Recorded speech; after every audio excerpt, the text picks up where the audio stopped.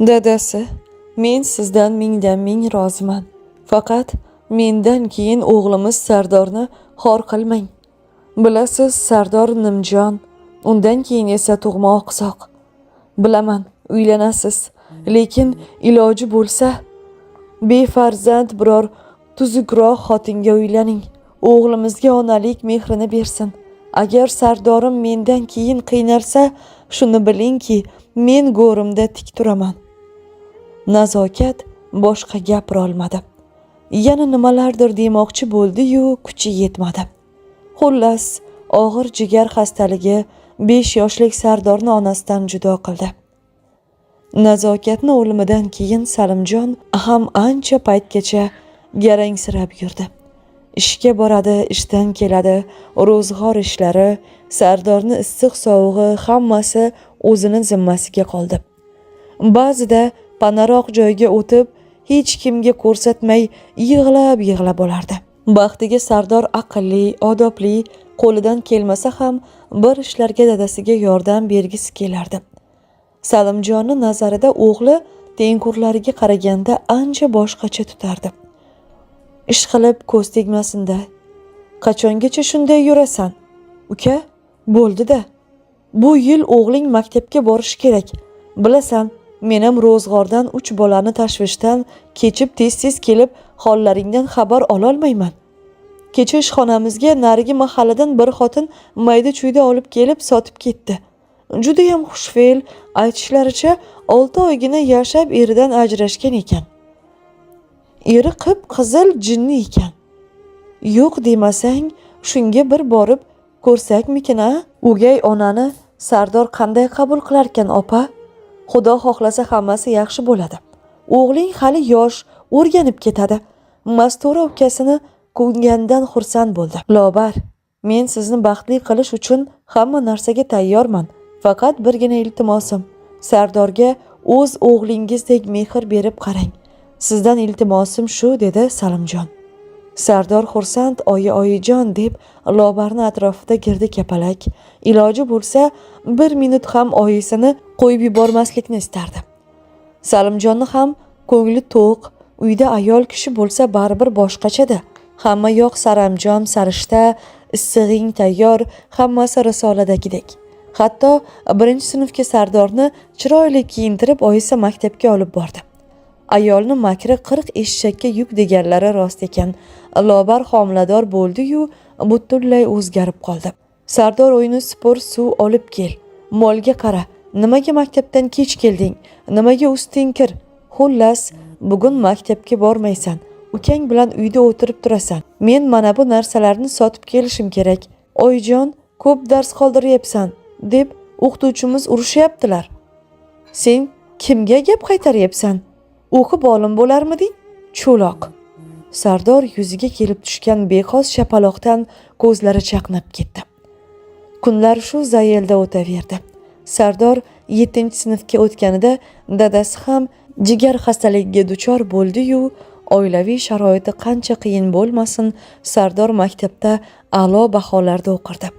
Salimjon butunlay yotib qoldi. Ro'zg'orni ham qiyinchiliklari Sardorning zimmasida.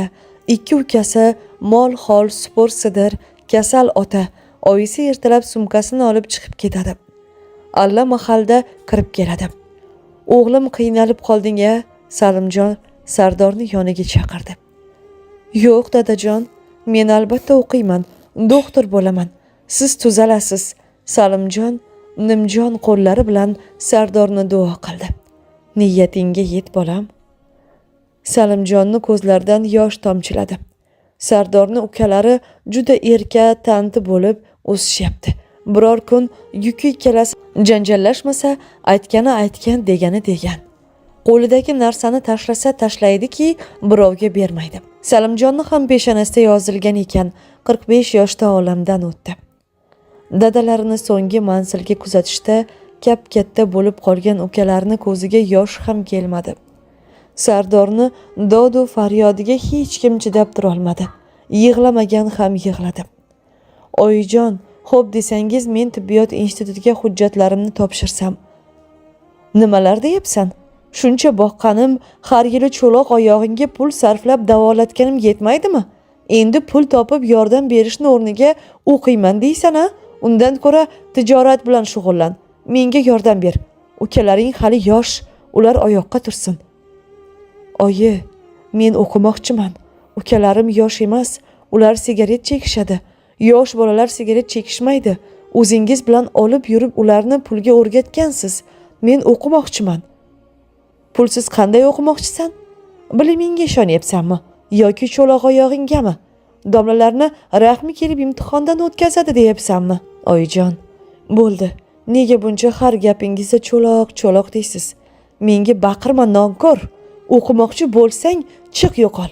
Sardor bosh ko'tara olmay, chiday olmadi va hujjatlarni oldi-da uydan chiqib ketdi. Jiyanini bemahalda kelganini ko'rgan Mastura qo'rqib ketdi. Sardorjon, tinchlikmi o'g'lim? Tinchlik amma, tinchlik. Men ham Rossiyaga ketmoqchiman. Nimalar deyapsan? Sardor, axir sen o'qimoqchi eding-ku. Shu kecha amma jiyan allamahalgacha gaplashib yotishdi. Sardor 3-4 kundan keyin ammasidan yo'lkira olib, jiyanlari, ya'ni ammasining o'g'illarini oldiga Rossiyaga ketdi. Oyijon, oq yo'l bering. Duo qiling, men albatta o'qib doktor bo'laman. O'shanda sizni ham aytganlaringizni qilaman. Sizni albatta hajga olib boraman. Faqat siz menga oq yo'l tilang. Sardorni ko'zlaridan beixtiyori yosh tomchiladi. Boraver. Yetim bola boqsang og'zi burning qon bo'ladi, deganlari shuda. Lobar tinmay jovrardi. Sardor onasini qahriga qaramay, onasini ukalarini quchoqlab xayrlashdi. Sardorni jiyanlari xushlamaygina kutib olishdi. Sog'larga ish topish amru maholu, sen nima ish qilarding, dedi ammasining o'g'li Ahmadjon. Biror ish topilar, ozroq hujjat to'g'rilashga yordam bersang, o'zimga yarasha biror ish topardim. Biror yil ishlab keyin o'qishga topshirardim. Sardor tezda hujjatlarni to'g'irlab ish axtardi. Nihoyat magazindan sotuvchilik ishini topdi. Kunduzi sotuvchilik qilar, kechasi bir qurilishga qorovulchilik qilardi. Tinmay ishlardi. Bo'sh vaqt topdimi qo'lidan kitob tushmasdi. Har oy oyisiga $100-150 miqdorida pul yuborib turardi.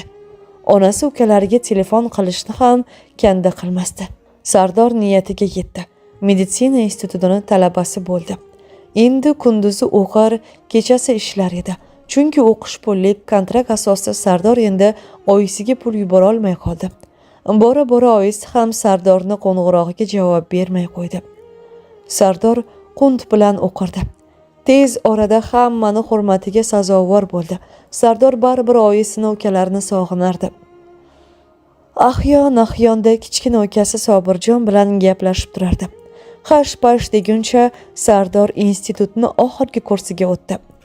Sardor jigar kasalliklari xastaligi bo'yicha diplom ishini yozib, muvaffaqiyatli topshirdi.